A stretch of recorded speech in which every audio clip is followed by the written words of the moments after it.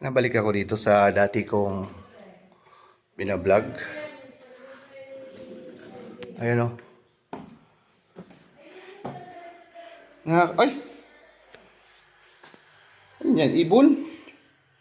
So meron siya itong gusto nang tumira na ibon. Ay, si mga ibon rin. Uunahan pa yung tao. Paniki. Hindi pa kasi nalipat yung titira dito. Kaya sabi siguro ng ibon, sila muna. Oh, ang ganda naman ng cabinet. Idol na idol. Sana all. Kita mo naman. Ang ganda. Oh. Sliding. Oh, diba? Ganda talaga ng mayaman. Sarap maging mayaman, oh. Pero dapat, meron kang pahalagahan at priority sa buhay pag mayaman ka. Hindi yung nakatuon ka lang sa yaman mo.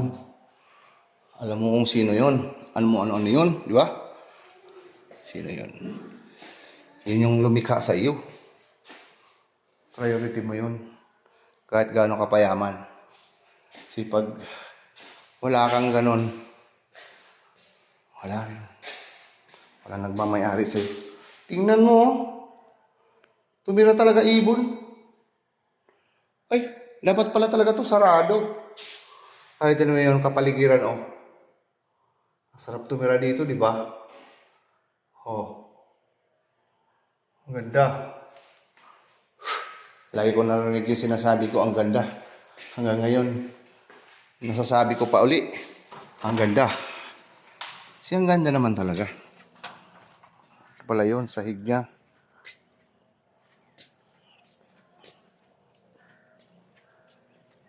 I miss this place.